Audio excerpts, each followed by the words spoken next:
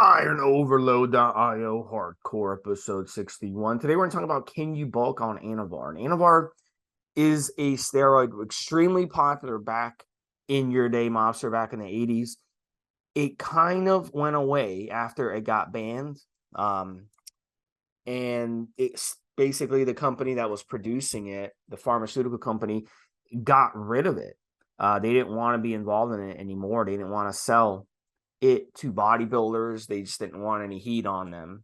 So they stopped producing it. Price on it skyrocketed, became really hard to find. You started to get a lot of bad Anavar on the market. It was expensive. People were getting fake Anavar. It was really Winstrol. It was really T-Bowl. It was really even D-Bowl. And so a lot of people went away from it. They're like, fuck this. We can't get the real Anavar anymore. It was just not even gonna try. So, but lately, I've noticed over the past 10, 20 years, Mobster, it's been making a comeback. And now guys are taking it and having a refound respect for it.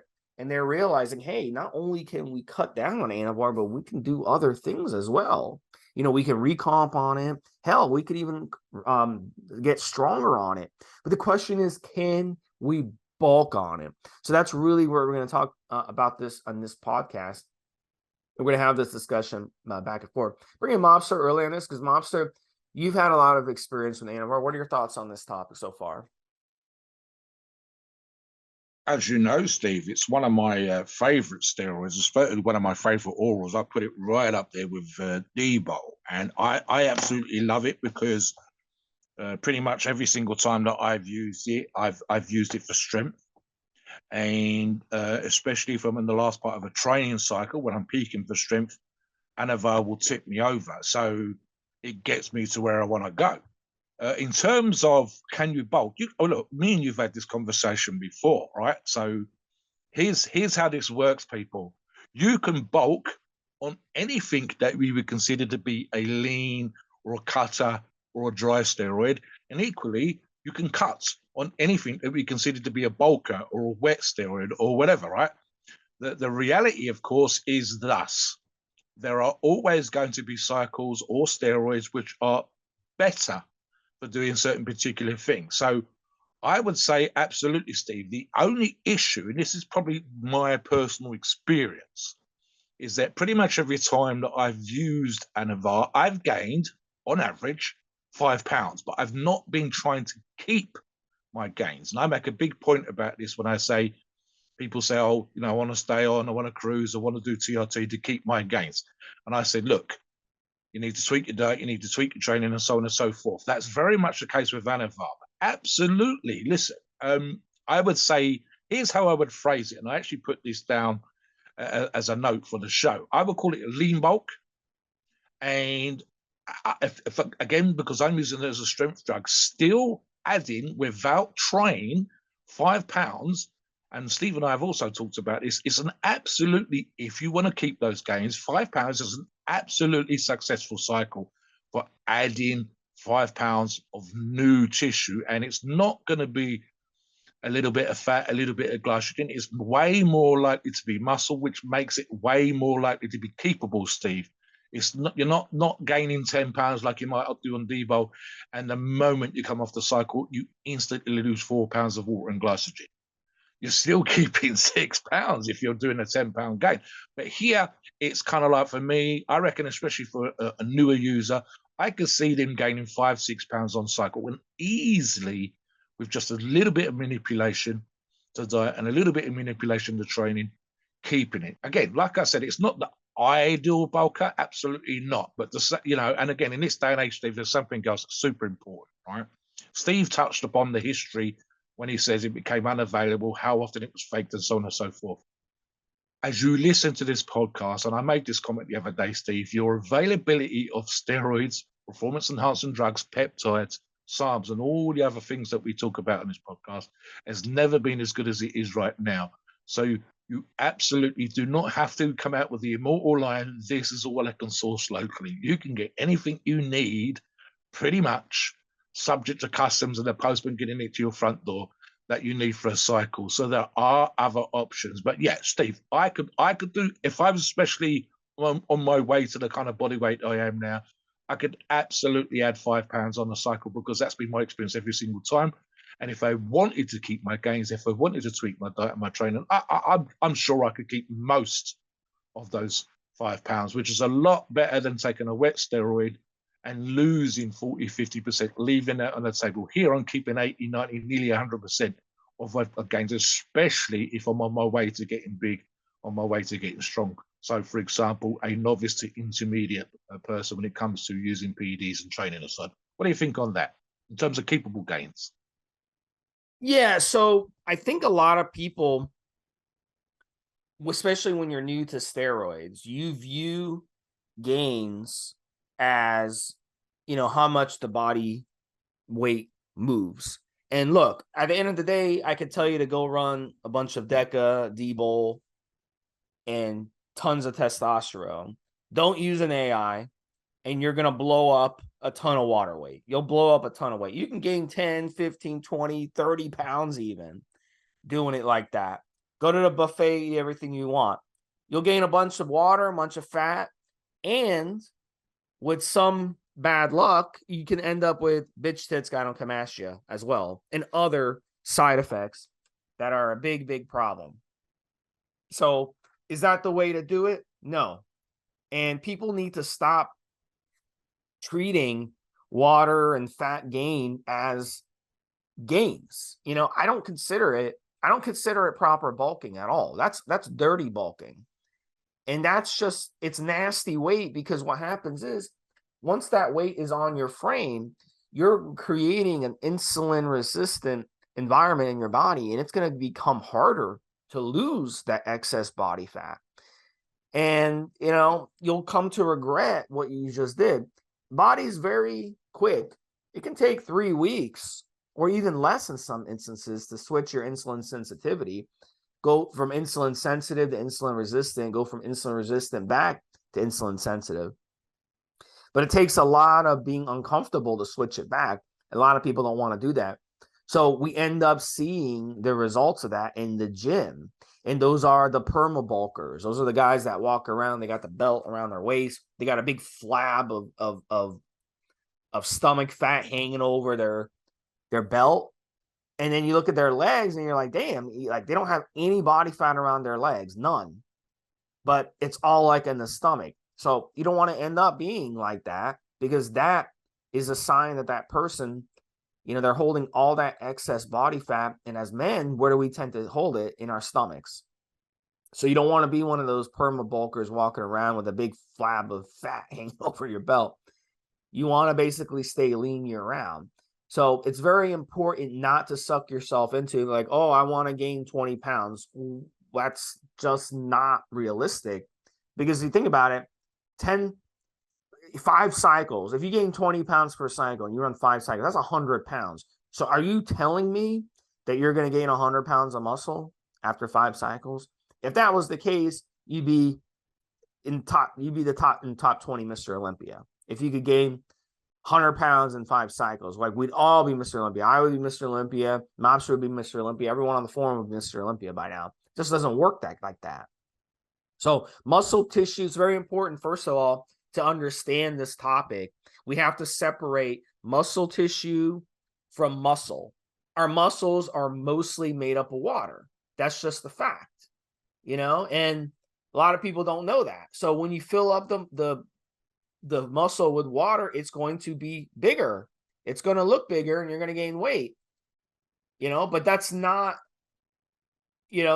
real gains. Muscle tissue is not the same thing. Muscle tissue, though, if I put on, you go to the supermarket, you look at a pound of sirloin steak, that thing is big. So if you add 1 pound of muscle tissue to your frame, that's like putting that steak in your body, and distributing it throughout your body across your different muscles.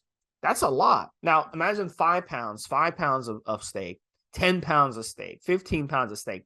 That's a lot. And, people need to understand that. So there is a difference between lean muscle tissue, muscle gains, water weight, fat gains, and all that stuff. So we have to get away from the body fat thing if we're going to talk about this. So I think that's the first mistake that people make on this topic. And people need to just stop having that mentality where I just want to put on 10 pounds, 50 pounds, 20 pounds. It's not about how much weight you put on, it's how much quality muscle tissue you come on. And the thing is, you're not going to be able to put on a ton of muscle tissue in a short amount of time. It will take years. On average, let's say 1 to 2 pounds of muscle tissue per year. That's how much it puts on. So, let's say you've been training for 20 years and you put 1 pound of lean muscle tissue during that time. That's 20 pounds. You put 2 a year, that's 40 pounds. That's a lot. That's a lot. And that's the difference, with people who over the course of 20 years have steadily put on muscle tissue. They have quality muscle mass and they're still lean, versus the people who hop on a cycle, dirty bulk, and then they look like a perma-bulker because they put on all this crappy weight quickly. That's the difference. So that's the first thing on this topic. Can you bulk on Anavar? If you have that mentality of the perma-bulker, then the answer is no, you can't. But if you have the mentality that of my ideology of, muscle tissue not being the same as muscle gains, then yes, you can bulk on Anavar. So I think separating those two, in my opinion, are very, very important, Mobster. Yeah, I mean, I looked at this and I think the analogy that Steve did with steak sounds very, very similar to an analogy that the late Mike Menser used to talk about 20, 30 years ago, Steve. And I think he used burger patties as the idea. And he said, slap a few patties on the shoulder. And now you've got like 12 ounces on your shoulder. Your shoulders look huge. Stick a couple of patties on top of your chest and so on and so forth, right? So he used that particular analogy. And he gave you the idea. I mean, here's the thing, and I've discussed this on other shows. I actually wrote down, I started training age 15, and I think I started keeping diaries, proper training logs, diaries, whatever, when I was age 18. And I've done the math. I've done this on another show with Steve, right? My average gain per year would be 1 pound every 4 months. It's literally 3 pounds a year. That was off PEDs. On PEDs, it was somewhere between 4 and 6 pounds. And I kind of sort of, what was the most recent high? The most recent high, which was my all-time heaviest, was 336. I'm 59 right now. When I was age 18, I was 175. So guys, get your calculators out and work out. That's, without me doing that, that's literally like 150 pounds in 40 something years. So it's even on that numbers, it's 3 pounds a year. My gains are kind of average, on and off average. But I've been doing it a very, very, very long time, decades, which is a lot longer than most of our listeners have been alive. And that's the reason I was like this morning, Steve, at the scales at the local gym, 328 pounds versus the 175. So average gains in the same time frame. I've done world records and feats of strength before using PEDs, and then went on to win multiple British and European championships in my chosen niche, grip sport, and obviously with performance enhancement drugs to aid that particular journey as well. So it's a bit of a head fuck. The reality of the situation with some of these things is kind of not sexy. And what do I mean by that? I mean, I can give you examples of people that are dry as a bone for competition, and they put on 20 pounds in a weekend, Steve, because they've gone crazy at the pizza and the cola and everything else and the ice cream or whatever else they've missed out on for the last 16 weeks, getting down to 2-3% body fat for the stage. And they've gone absolutely crazy. They've loaded up on glycogen, loaded up on water, loaded up on salt. And they will tell you the food was lovely, but the 20-pound gain was horrendous. Having to get their shoes tied up by other people and all that kind of stuff. That's the truth. It's not sexy, really, gaining 20 pounds. I've done stuff before where just a 10 or 15, I think the most I've gained on a cycle was 20 pounds, and I didn't want to keep it. And it was horrendous, Steve. In a matter of a number of weeks, for a competition, for a British, I believe.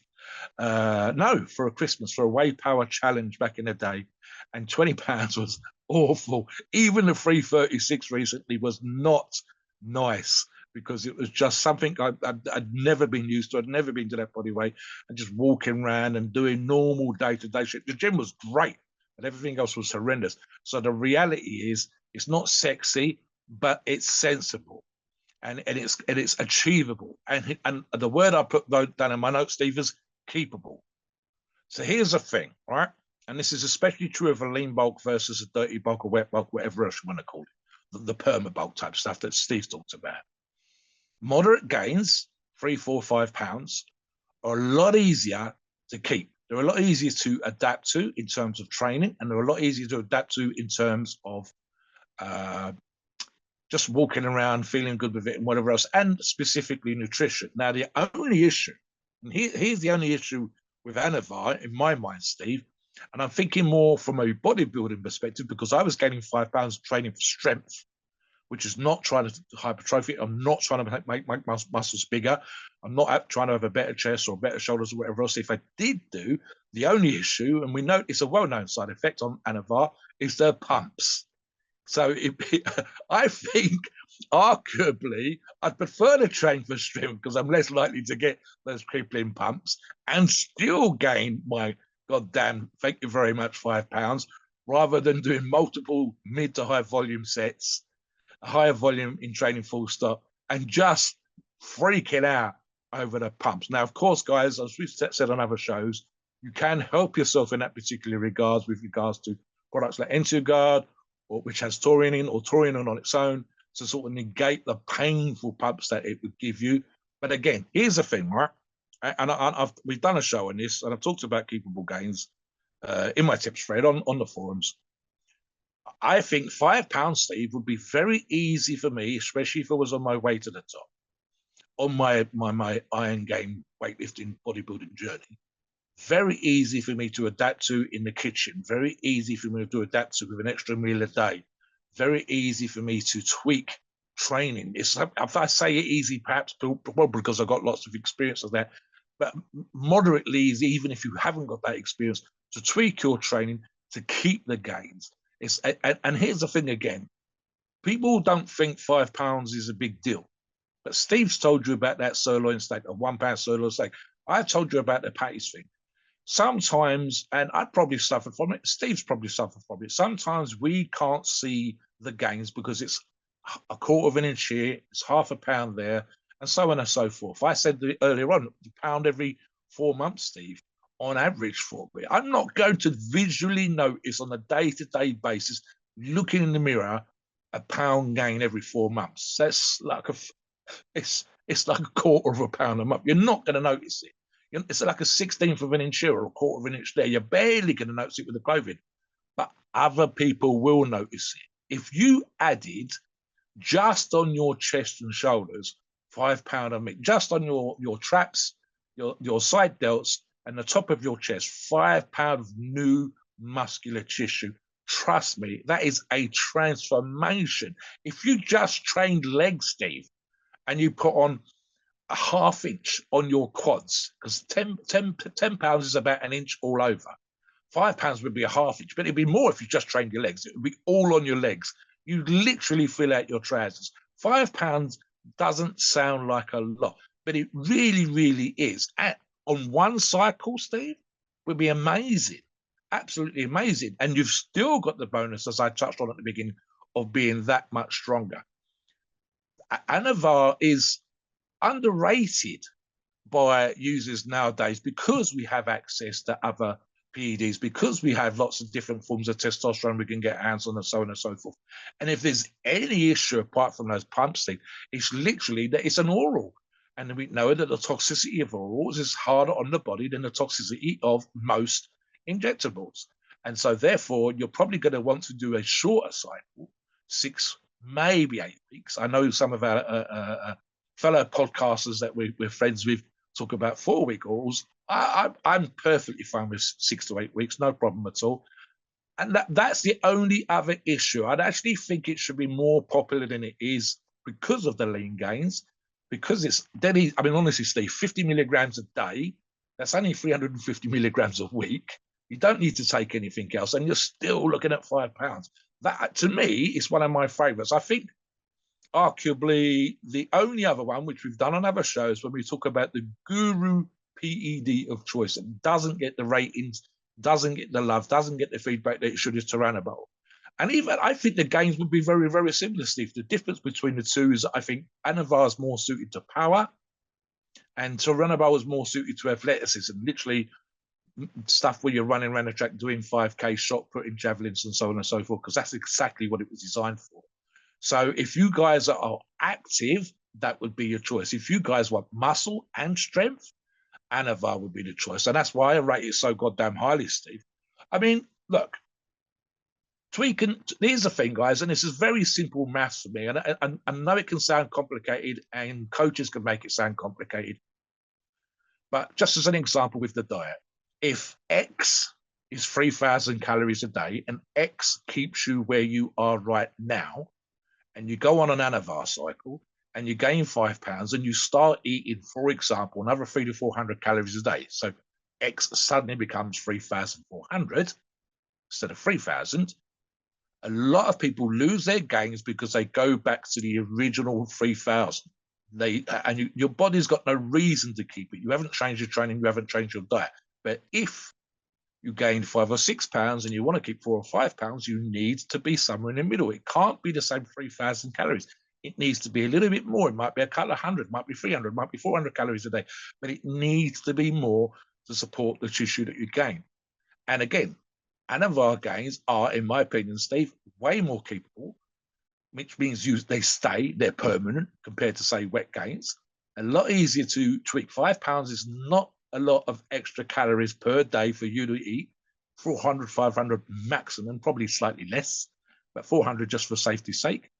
And training wouldn't need to be absolutely crazy. I've done it again, Steve, where if my bench press was 100 kilos, 220 pounds, and I went up to 120 kilos on cycle using Anavar, I would want my new number coming off the cycle when I lose that Anavar strength to be 105 kilos, 231 pounds. It's just as simple as that.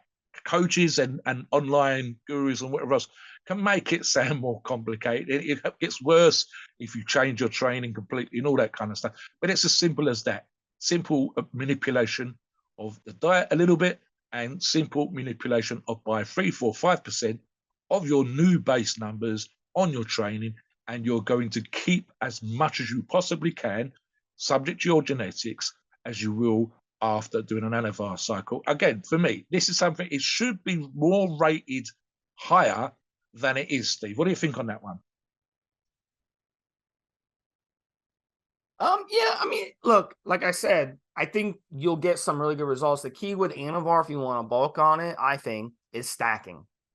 So I want to kind of get into some stacking ideas, because if you run it solo, you're not going to get the best bulking potential out of it. But stacked, oh my gosh, you can get some really good results. I hit a personal record with Anavar stacking it with Tren, believe it or not. Okay. So I did like 250, 300 milligrams of Tren a week. And I use Anavar with it about 40, 50 milligrams a day. And I not only hit personal records in strength, but I also hit personal records in body weight. So I was bulked up, and it wasn't water either. It was just pure size. So I got huge on that stack, the most huge I've ever gotten, the most stronger I've ever gotten on that stack. So absolutely, if you stack Anavar properly, you could definitely bulk up on it. And part of it too is your weight training style. You know, if you're going in there and you're going heavy and you're doing, 3 to 5 rep range, that's going to force muscle growth. That's going to force the muscle to grow. That's going to force the bulking to happen. Another steroid you could stack with it would be testosterone. You could stack 500 milligrams of testosterone with 50 milligrams a day Anavar. Boom. And you could run a light AI with it. That's another good one that you can bulk with. So Anavar works really good. One of the good things about Anavar, and we see this, someone just posted blog work today, by the way, they were using Anavar, and they posted their sex hormone binding globulin numbers, SHBG. And guess what? So what I've been saying, their SHBG and their blood work was low. And they wanted to know, hey, what's going on here? Why is my SHBG low? Shouldn't that be high on steroids? No, you want it to be low. And Anavar does a really good job of binding to SHBG. So SHBG actually is kind of a survival mechanism in the body. and it prevents you from building too much strength, and it prevents you from building too much muscle, and it prevents you from getting too big. So when you lower the SHBG, it's like opening a dam and letting that water just rush through and allowing you to break down barriers and break down walls and get bigger. So I have a lot of respect for what Anavar does in that respect as well. And that's part of the reason too. You can absolutely bulk on it. So you can stack Deca with it. That's another good one that you can stack with. Why? Because Deca is really good for appetite. So you can use the Anavar with Deca and stack them really good together. So those are another good option. The last one I mentioned, Mus, before I bring you in to talk about your favorite stacks, is D-Bowl. You could stack 25 milligrams of Anavar, or even 50 milligrams of Anavar if you want, with a little bit of D-Bowl, maybe 10 milligrams, 20 milligrams of D-Bowl. And you get a nice little synergetic effect of stacking a wet compound and a dry compound. And you won't get crazy water retention either, because that Anavar is kind of offset what's going on with the D-Bowl in terms of aromatization. So you can kind of adjust your D-Bowl dose up or down as you please, since that's just a short half-life that keeps the flexibility up. Those are some good options when it comes to bulking. And I'm going to let you, Mobster, come in, but also when it comes to your food, good quality, nutritious food, muscle building food. That's going to be the key to bulking properly when it comes to bulking on Anavar. But absolutely, you can make Anavar a great bulker. I've done it myself. You just got to understand, like I said earlier in the podcast, you're not going to put on 15, 20 pounds of water. So if that's what you're looking for, then Anavar isn't going to be the one to pick. Go ahead and pick something else. Go with D-Bowl, lots of D-Bowl, 50 milligrams a day of D-Bowl, if that's what you want. But if you want good, clean bulking, then Anavar is a really, really good one. So I'm sure touch on all that, a couple minutes, and then, yeah. Yeah, I just think, Steve, for example, let's do the D-Bowl Anavar cycle. I would moderate my D-Bowl down from 30, 40 just to 30, and I'd probably take the Anavar down as well. But that combination, the sick fucking pumps, because we know that you get some nice pumps, especially if you're new to it on D-Bowl.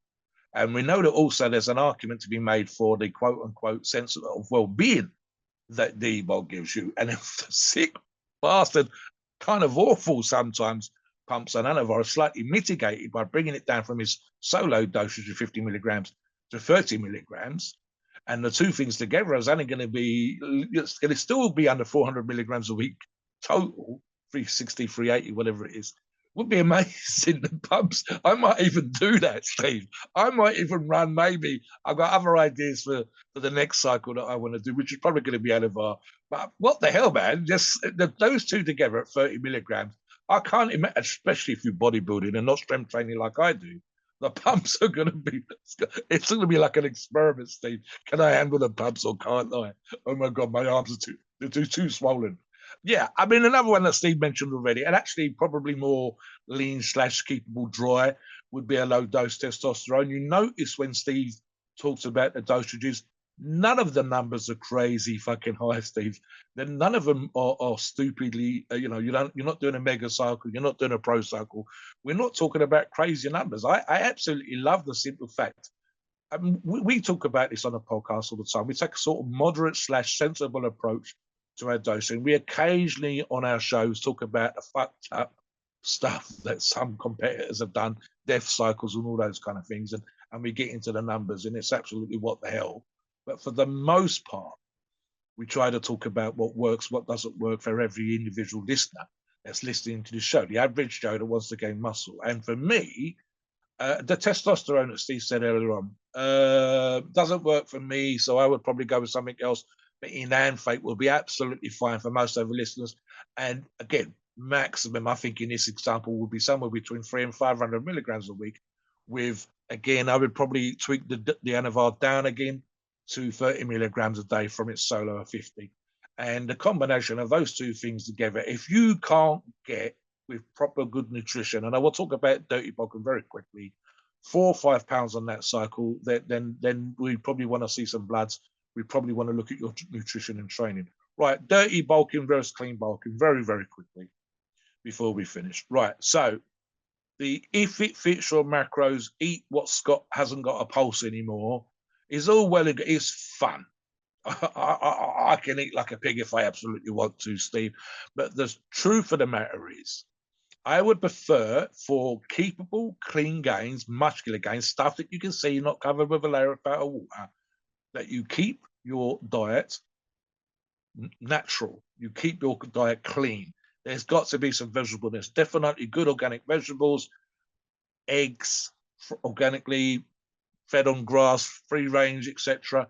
Same thing with any other kind of meats, etc. in your diet. And honestly, guys, one more small meal a day, and it doesn't sound like much, and it will vary from one person to the next, is sufficient for you in an 8-week cycle to gain 4 or 5 pounds. And a lot easier just to eat that after the cycle and keep those gains. Again, nutritionists make a living from making some of these things sound complicated. You might have specific nutritional things, requirements. You might have a medical condition. But if you're an average Joe, it is the equivalent of a small, clean meal on top of your other clean meals. Let's say you're eating 3 square a day, one healthy snack. Honestly, I'd even go so far as say a healthy sandwich, Steve, but I prefer you a little bit more vegetables, a little bit more meat, a little bit more protein on your plate as an additional meal, and that would probably be more than enough to help you keep the gains. Let us know what you think about Anavar for bulking, guys. Have you done it? Have you got any experience of it? We want to hear your comments. Please note, we are not doctors and the opinions are ours. It's our view based on our experience and views on the topic. A podcast for informational purposes and entertainment only. The freedom of speech and the First Amendment applies.